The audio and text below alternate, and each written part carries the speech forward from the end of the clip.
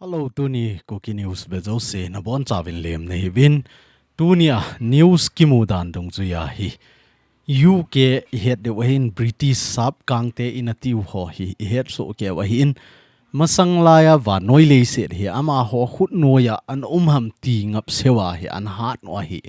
hi chi sap kangte hen tu a hi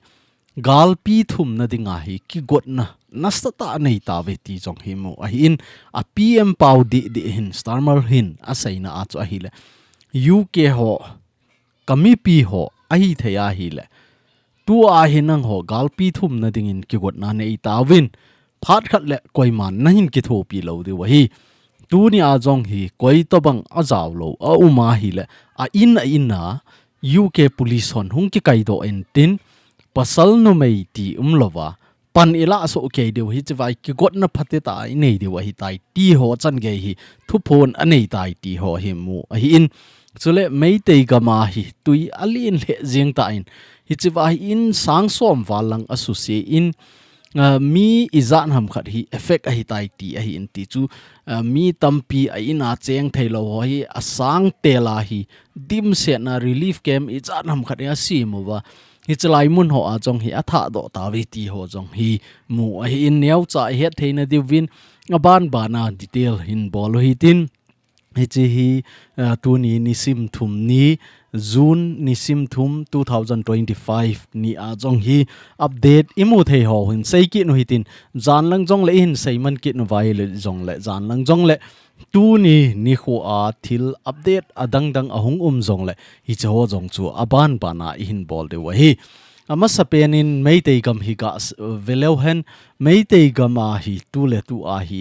in sang som le zali le som sagi lang hi asu sit a hi tai ti a hi tu ni chan ge a hi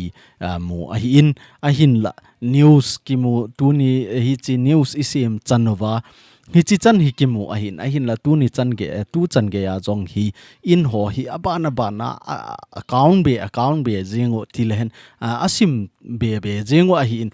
kisim lo jong tampi na lai ti ho chan ge jong hi mu a hi in a hin la tu ni chan ge a hin sim do now ama hi chi lai in chu hi chi pa in a hi in ti a hoi ta list a hin bol do hi sang som le zali le som sagi aling ta in mi ato kha ho hi a hi le sang som nga le sang gup lang hi zat mi pi hi tu le tu a hi in le lo nei lova gen thei ta a hen khat chu in nei jong la a in sunga chen na ta hi lo deep chan pha a hi tui dim se na in sungu achu mu a hi lo la in hi kit na thei hi ding ham hi lo ding ham a hlu lo to hi ta chu dim se na hi jing a hi tai ti pa hi ga het thei ni dewa in se wa hi in a hin la kanam mi te ho email ma hi han lang I chan ge ya ki vet da jing jong le zan hi video a hin sim na wa isei ma bangovin ama ho jong mi hi ma hi vi pathin ho te hi jong le ama ho chon banga e ho chon lo diu ngi chi chung changa hi thil se ta hi lo le mi ngai ma theya comment e bolo di win kana me te ho kain te min Christine cha te hi now ikilat sa now a hi in hi ze a chu mi eng sit na thei a hi lo le mi thang tom na thei ho a hi post bol da lew hen ai a dinga phat chom na hi zon ti chu a hi in a gam sung hi a thiang bet na sei dinga chu update ki bol nom zi lo a hi a hin la mi tampin request na hin bol wa mei te gam sunga boy na ho jong hi neu cha update hin jaw sa geo na ti je wa chu hi chi wa hi neu cha update hong ki jaw sa hi in tu ni chan ge ya jong hi a thi ho hi tui neu khat hong ni men a hi le a thi ho jong hi aninga hi a hin mu do vi ti jong hi mu a hi na ban na hi a hin mu be de wa hi in tu ni chan ge ya a thi ho wang hi a ki sei do nai pon a hin la social media ho a chu i vet nai le thilong a hin kai do na ho jong pan a hi ta mi izat hong thiding ham ti jong hi sei thei a hi po in a gam sung hi tui ho hi ong ki vei han lang password pi ong ki vei den han lang hong kang jong le nat na I to bang hong leng ding ham ti pa jong hi sei thei a hi po in a hi thei a hi le kanam mi te ho e ho jong ikivian phat divin avelin ka hin tem kit en hi aban kit na hi ga velo hen tu ni I topic ngova I ga koyu thumbnail a koi pe no chu a hi ta in tu le tu a hi British government hin agang thei pe na Third World War a dinga ti chu galpi thum na dinga hi ki got na nasata nei dinga hi tai ti a jong hi thupi ina PM Pawin anei tai ti ho jong hi mu a hin mi khen khat hi hi chi galpi thum tading a hi le ti a hi agama ko na jam do goloi jong hi tampi a hi in a hin la PM Paw thupi a hi dung zuya chu sepei ho hin agam sunguwa ho hi hoita aga nuvin alheido thailo ding agam sunga hoita ki thim su na ding training hoita bolding hoita preparation bolding abal mi pi ho jong hi prepare ki bol na ahi mi pi hon jong pan ala ngai a hin aji chu nu mei nu naw khiti ho jong hi hoita tu chunga India le Pakistan ahung ki boya mock drill i bol ho chu imu de wa hin hi chi to bang type chu a bol luvin hi chi to bang ho a pan la ding dan ho jong hi tu ai to gon anei ta ve tu le tu a hi preparation chasing ki got na hi chil ha jinga agam sungu wa hi Third World War ding dan chan ge ya jong hi a PM Paw hin thu sein ho jong anei ti jong hi mu a hin hi chi hi ipg am ti a hi le het so ke wa hin tu le tu a hi Ukraine le Russia na sata ki do na a hi in hi chi ki do na ho a hi I chan ham khat NATO country hon a to sot naw a hin hi chi het thein divin hi chawa news jong hi ga velo chun namu so ke wa hi in PM Starmer in asaina ama hi UK PM hen Prime Minister pa hi in aman asaina a chu tu le tu a hi nasata a galin ta hin to diudan din muna umin hi za chu ki got na nasata nei di wa hi ti a hi Third World War galpi thumna to banga hi ki got na hoi ta nei de hi ti a hi asain a hin la galpi thum aso ding bang hi ta san po in aji chu hi chi Ukraine le Russia ki boina India China ti ho hi ki ha jaw be lo hi lo la gamatam zo hi ki jaw be lo hi in hi za chu ta san wang chu lo hi a hin la ama ho hin galpi thumna chan ge ya ki got na nei dinga thupi na anei thei hi ipg ham tele I het thei di win neu cha ga sei saw lew hen mi khan khat chun am vel le nan ti kit mai thei wa hin a hin la hi cho I het lo wa ho a hi in Ukraine le Russia ahung ki boy na hi hoi ta na sut lew chun hi chilang side ho blue color hoi imu diu a hi in hi chi ho zo se NATO country chu NATO ti chu I het de wa hi in European country ho hi gambe neu cha cha hi ven masanga cho hi chelai ho gam atam zo pi zong hi Soviet ana lai Russia kiti masanga Soviet ho an hat lai USSR kitia USSR ho an hat lai a chu hi chi ho country ho zo si jong hi ama ho khut noya na cho ahi wanga hun ahung chi ale USSR chu hung ki Russia hung ki sima hita chu country choma zat lenam community a hyong ki khenwa aban bana hi country ahin mova hita chu aban bana zalen na ahin nei to ahin la zalen na ahin nei to wang wa hi ama hola ajong hi mipil miching mithim ho hi ana umo hi ama hon ama sang diu hi avet na hi le phat khat le Russia hin USSR to bang hi in form go kit dewa hi hiza achu a hi thei le ho gamneu cha hoi kipun khom wa NATO isimo angai tai ti a hi NATO asimo cho hi chi NATO ki sim ho hi athing bena sei dinga chu Russia ho do thei ding a hi lo le Russia hon etiam khana country khat chunga engsit na a hi lo le mu sit ta thil a hin bola hi le hi cho zo si Pankhom dewa hi ti a treaty ki sign hi chu hi chi NATO ki ti hi chu hi cho si chu hi chi NATO ho si hin gam khat attack a bola hi le gam zo si hi zaw dinga hi thulu na ne chu chi NATO ho hin hi chi NATO alliance country ho hin hi ta chu sign an a ball pi wa hi a hi le hi chilang side mong hi event na hi le tu a hi ama ho hin Russia hi gadau hanlang ga suboi hi zong le Russia adinga hi event na hi le chun hi chilang side mong a hi apot do na ding lampi thei talo hi chi chu a hi hi chi ka a chu Ukraine zong hin avet na hi le ke ka gam kiti pi ho hi ta Pankhom ta wa hi le ke ka chang si sa hi ka din zo lo ding hi ti a hi ne to a loot ding ana go ta ana loot got a hi a ngaji chu ga velo chun 2014 la ya jong hi Ukraine Russia in Ukraine hi khatve anaki boy wa hi chi Crimea kiti gambe neu cha island to bang type dewa umpa hi anala pi uta cha anala pi pharwa chu Ukraine adinga jong chu alang khana chu hi chi chu gelo theilo hung hita hi chi pha na chu neto a loot na dinga hi to gon a hin neule Russia hong lung hang ta neto a loot hi win I machana hin lo po wingiti ai wa nga chu hi chilanga agambe khat anala pi o hita hi chi chu ninung pi eventi la nom lo diu hi in hi ja a chu ai po hi ta he akipan pan a hi le hi chilang side ho jong hi Russia in la pi ding hi ti a hin hi chi wa Luhansk kiti Linux hi chi Luhansk kiti na lang ho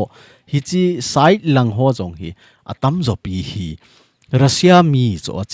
cheng ho hi ami chu Russia mi tu a e ho India le Burma gam sunga I chen wa nam phalong dunga Amy tampi a chen a hi lo le Burma to boulder dunga Amy tampi cheng to banga hi hi chi Russia to boulder dunga cheng ho jong hi Russia mi hi chu a hi wanga chu a citizen chu Ukraine a hi thu ya hi ta chu ama hon jong atuma ding hi adei wi chu hi chi to banga ki phin na hi Ukraine gam sunga jong zep ji hi ta chu ahung hi pha na chu Russia hin neto a lut hi in tia a hin seile hi chi wa hi Ukraine te hin sign a bol te a hin sign a bol phat na wa chu hi chi hi Russia te lung han na hung so a nasata tu ni chan ge ya hi gal uma gamte ni ki ka a hi hi ta chu boyjing chu a boyjing lai wa jong hi ga velo hen Sweden le hi chi wa gamte ni hin hi chi te ni jong hi masanga chu NATO country hi lo chu tu nai cha khat na chu hi chi Ukraine le Russia ki boy zo wa hi ama ho jong hung lut tha chu EPG enam tile Ukraine chan avet wa hi le e ho gam jong hi ki ve no ngai tai NATO no ya lo wa hi le e ho gam si ki protect zo lo de wa hi ti a hi ta chu NATO no ya hung ki no wa ama ho jong hung lu no hi ta chu gal hi chi jing a aban le amon ceasefire bolding ti a got live wa hi chi Russia te hin Ukraine gam phabe pi hi ala ki no ta chu hi chi ala ki zo wa jong hi ama ho hin hi chi ama ho adinga akigot no hi ta hi chi Ukraine te hin to gon khat a hin nei ki no wa operation video jong in a sim ta wen operation spider web a hin sim over hi chi wa ko na chu kilometer sanga gam la ho jong hi Russian air base ho attack a hin bol wa nuclear missile ho pothei van leng bomber ho hi somli lang ana su sit pi abiti jong chu video khat in a sim hi ta hi ana a hi hi za chu tu a hi Ukraine in hi chi to banga chu Russia aga phin do ki na hi le chun alang khat a chu hi chi Russia hin tu a hi European country ho hi hin mo vet lo ding hi ti hi ama ho gin chat dan a hi ni za a chu tu a hi UK PM pa jong hin nasata a third world war a ding in ki gong ta ven ti a hi a se pai ho hi thupi na ani a hi in news dang ho a jong chu event na hi le tu a jong hi Ukraine hin agang thei pe na UK apana se pai ni hin sol be pi lo wa hi le ke ho se pai si in ka zo lo di wa hi tai ti a jong hi thu sei na a hin nei ti ho jong hi mo hin a khoti ai le chun tu ni chan ge a hi UK te hin asipai ho na san ge jong hi I chan ham khat aman cha keu helovin asipai jong hi I za nam khat hi Ukraine gam sunga hi pan ala dana hi mo a in Russia jong hi tu chan ge a hi ama chang si pang hi lo hi Korea ho het de wa hi North Korea ho jong apangovin China ho jong apangoveti jong hi aphat chenga ki mu jap a hi in Russia jong hi gam e za nam khat in apan pi aban le Ukraine jong hi NATO country in hi ta chu nasata to sot wa hi USA jong nasata to sot la apang a hi in tu chunga attack a bol diu news khen khat journalist on a sei na wa chu tu chunga hi chiwa Ukraine hon operation spider web aga bol na pe no jong hi US a ko na approve anga wa hi in a hin la tu masanga pa na pat nu chu ama hon approve api thelo je wa hi na boy a hin tu chunga hi US in approve api je a jong hi attack a bol nga mo hitan te ti ho chan ke hi mo a hin ama sa chu Donald Trump masanga Biden chun nga sata na ki thopi a hin na hin la Donald Trump hong kai do a hi Donald Trump in Zelensky zong na ko wa ho kiti cha na ho wa na ho sit a hin Putin hi ana phat sei a hin la Putin in tu ni chan ge a Trump a phat sei na hi umbe se lo a hi ja chu Putin zong hi khele le mi a hi in a chang le India to zong hoi ta ki tho bang a chang le India against a zong na hin tong jeng ti ho hi a hi in hi ja chu US leader pa hi koiman khoti ta ki son pi lo hin jan ya news in sei na wa chu mingol pa ka til mi khen khat chun mi dang in sei le kilom in nang na sei la kilom poi ti me henge mingol khat chu president ling thailo hin mi pil a hin la ama pil na hi ama ading jong hilo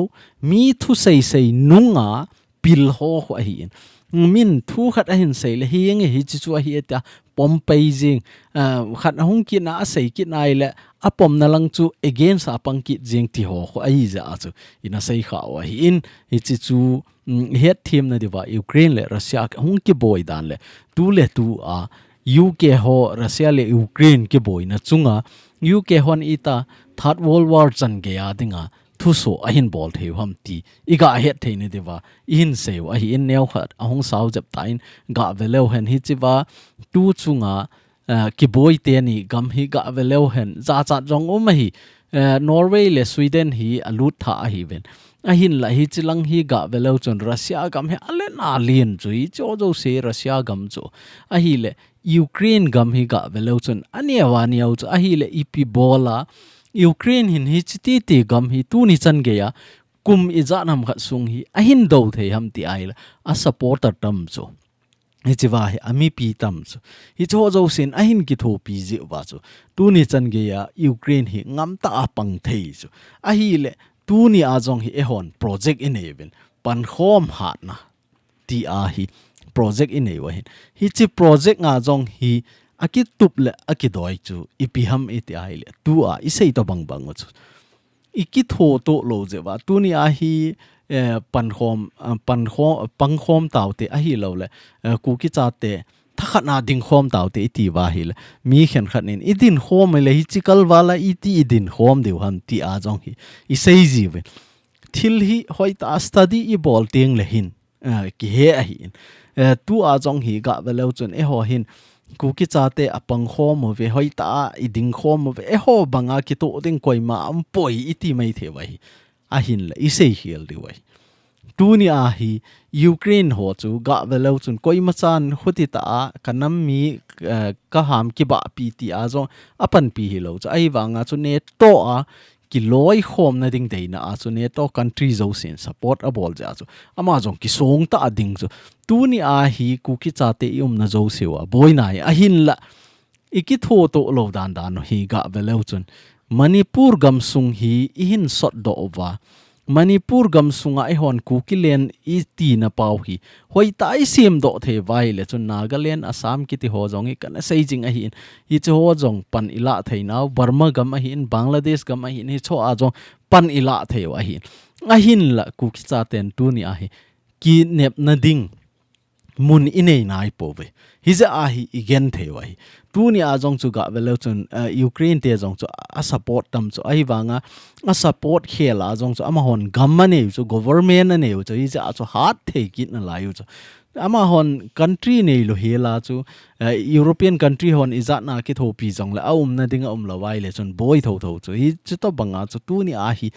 ei ho hi I na ding mun lo chu government ki nei lo chu hi ja a chu Assam gama hi ta ai lo le Nagaland gama Burma gam sunga Bangladesh a e hon kit lung to ta tu ni a hi nai to khom wam veleu chun na het jeng de wai tu ni a jong hi chi dei na a chu I pan khom deu dei na chu pan khom ha na ti a hi project hong ki nei a hi in zan he a chu 91 chan in a sei a hi ta in pathin lung sin in tu ni a hi ani li thin na a hi ta in ni ho hi hung tam talo a hin ni li chan hi ta hi kot i hin hon na sunguwa hi mi zaleni in pan i hin lawi ti hi mu a hin ki pa le jeng in mi sang khat be in pan law hi ti vai le mi za khat ta bang hin pan i hin la pan win a hin la tu ni chan ge igam inam pan khom ding dan igam inam hat ding dei na a pan hin la ho josi na chung chi win ki pa thu kain sain khat khat mina wang kain sim do zo lo ding a hin la tu ni a ichwa update i hin bol sunguwa a hin tampi pen hi amin ga so lew hen hlai nei haukip ama hin sang thum a hin pe in tu ni adinga ama hi man of the match sai tai ama hi a hin tam to pen a hi ti chu I het theina diwa iga phono a hi in aban le tu chunga Pankhom ha na Kiti project nga hi ga velo chun sanga chung hin to ho hi ni chenga amin ki khel lo vai ta chu hung ki ta do jing ding hi ti bang wa chu mi ni au min khana hi mal som sing sit a hi in abana sk lin kho ho ama hin sang som a hin to in ama ni hi tu chung I project ngwa sanga chung hin to la a amani bo a hin alai ti jong hi chewa hi iga mu thewa hi in hi chelang site na update I hin bol pau hi ni chenga min hong ki khial ding a hi lo le ni chenga a hin to ho hi hong ki khial jing ding a hin la hi chelanga to ho sanga chung lang hin to ho wang hi apan mono ki khial lo amino hi ta chu jing ding a hi ti a hin koi to bang apang nai lo yu mo wa hi le hi chewa hi api na ding bank account hi han gpay number hi han ahung kita do in hi chewa ko na ipi zo teng le screenshot in thot ding winjong avel ka hin tim kinin koi to bang scan bola pi jing ding ti wa hi jong le hi chewa hi ba qr code ahung ke coin hi chi scan a jong direct a jong ipi jing theo hi ti pa chu iga sai no mo hin tu ni a hi kanam mi te ho ei ho ku ki cha te hi Pankhom ha na iti win I Pankhom tawe Kuki cha te khela akitu ding koi ham ti a jong hi thu tampi iza mai thewa hi ahin la kanam te ho I Pankhom da no hi ga velo hen tu ni a European country hon country neu chakhet support a bolwa country len ta tu ni chan ge wanoi le se na jong a hat pen la a jong ani na pa hi chi chan ge ya ado theiwa kum izan ham khat atin pi ama ho top 10 a jong do zo lo a hi wanga nga top 1 top 2 na pa ado thei pau hi ipiji ham tele pathini na pan pi zal jong hinan ti hi jong le atolanga a hin to sot ho hi han wai aki thu thei ji oi European country ho jo sin sign a bol bangwa neto sign a bol bangwa so pan ala a hi in ama gam jong hi ne to a lut na ding te ya ne to je a boina to a hi leti a hi ama hon jong a kha pewa panule Russia in jong athem theilo hi tuni a jong hi ei hon ku ki cha te a dingin hi chi Manipur state sunga ku ki cha ten atuma ki vai po na ding ti a I thil thum pau hi mun tina Assam gam hi hen Nagaland gam hi hen a hi lawai le Bangladesh gam hi hen Burma gam sung hi jong le mun tina na jo se wa hi I gam sung hi focus e witin ei ho jong ki lung to ta pangu hi tin khat la khat hi ta hi ga ki to sot to le hen ipi bola hi chi mail hei government pen ta zo lo deu ha I zo de wai tu ni a jong hi center in Boulder asimin buffer zone asimin hoita ipanguvin tuni chan ga ipi bol ipi ehin lo thewong I ma a lo thelo wai hi ja chu ga Pankhom de lo hen I chan ga I machal de ham kanamin te ho Bangladesh gam sunga te ho jong igen thewin Burma gam sunga holoi jong again thewin Nagaland gam sunga jong again thein Assam gam sunga ho jong gen thein hi vi Manipur gam sunga jong gen thei hi a hin la tu ni a hi kuki chaten I focus ding penu chu I capital diule I hi ki hin so na theyu government in ei thei now abailam pen chu tu le tu a I boy now separate administration I thum na mun pau hi hoita in focus ball lo hi ti hi chilai hi hoita a focus ball lo hen I zo de wa hi khuti lova ikitho to lova amuna ima chen na aboi to ka ilip do lo wa hi le ima chen na I chan ge hong boi jong le aki tho pi kha cha jong em lo deu I gam inam hi LHASAM jing ding hi ti jong hi ka sei do no men mi khen khanin kumni lang thling ta kumni sunga sum ka hin to in hi ti khatin kan hin pangin tu ni chan ge I ma cha result bon kimulo I ti mai the wai comment ho a jong chu tampi akiza in a hin la kanam me te ho ne het deu khat chu tu ni chan ge a ken jong I gam ina ma dinga hi ki to thaina deu ai di ai zat ham khat ka share tai a hin la tu ni chan ge a tam zopi angai hla ding hon aki het mo sa ji wa hi boy a hin la kapan hi tu ni san ge ka nga de lo hi kapana san ge jong hi ga ve lo chun mel man na tha hi la ka lungdam ding hi email ma hi lo hi athat hoi kene bi ho na tha wai e Kuki cha te ma na tha a hi wangin tu ni san ge ka ha di lo hi I gam inama angol ding mong a hin la apil ho I gam inam a dinga pan la hon ilha lo di wai ilam zo na pathin jong hi hoi ta hin ho go nai le setan hlep na atama tamai a hin la hi chu ho chu I thu kha a hi le setan ho chu akipa we tu ni a hi ke ne bi ho jong setan hi ve ka ti na hi poi a hin la ina to na sunga hi lampi ka a su se ding hap ding tampi a hi hin la kanami te ho I thasi lo de we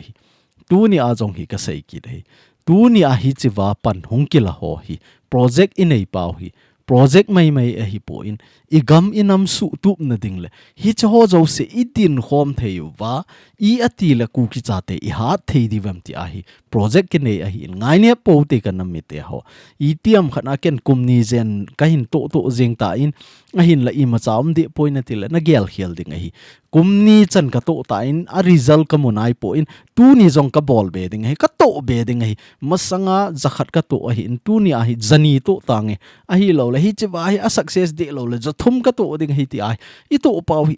I pan la naw hi a step I kal sa zo di wa hi a hin la cheng khat I pi a hi chi cheng khat I pi chu I pau me zenga hi la chun I ma cha lol hin na I chan lo de wa hi kanam mi te ho ka in sei saw jap ta in a hi the ya hi le gel khiel po tin inam sung wa hi nai to tingole ho adi se na Kuki cha te hin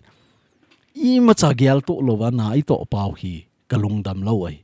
tu ni a jong hi I gam inam sung dam lo na hi event na hi le I Pankhom lo je over I hat lo a hi ti za chu Pankhom hat na ti a project hung ki ne ya to gon ki ne hi tu ni a jong Burma gam sunga boina tampi au min Burma gam sunga jong hu ga veleu chun ho Kuki cha te jong I UVIN inam se pai KNB ki ti ho jong au mu a hin la KNB ki ti ho hun EP movement anevam hi chiwa khu ETM khana lol hin na hung changel na PDF hung hat hen lang a hi lo la NUG hung hat hen lang junta hung hat jong la EP ham ilem lo deu EP written a inevam lekha ji EP inevam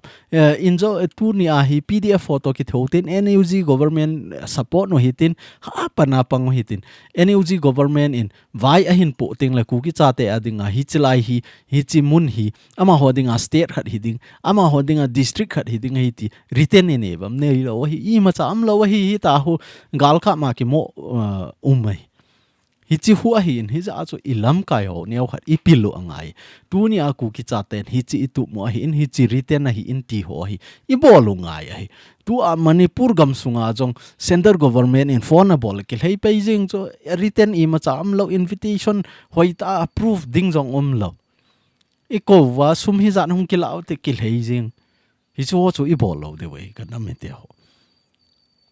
tu ni a jong hi inam khat le nam khat ga veleu chen hi chewa jong hi vai phei VPC ho leader a hin lang khat na ga sei ding ai chewa VPC president pa hi ga veleu chun KZC a jong chairman hi ki dei na KZC a jong chairman a hi in hi chi hi vai phei hon athulu naw hi ipi ham ti ai le vai phei hoi masanga aki khat to bang hi thadau langa chu tu nia e hon I sei jiu ho Kuki langa nga langkhat langa chu zo mi a nga e ho la a hi tu le tu a jong hi politics ni cho politics khat chu iphiam tele z khat lang chu iphiam tele k na ke ti tiang la Kuki zomi hon jong a sei tiang la Kuki ho a ti tiang la ipiham ti ho si Kuki a koi chu aban le zomi Kuki hon jong i sei tiang le a pai te ho zo se hi zomi a ki koi kit chu di lo chu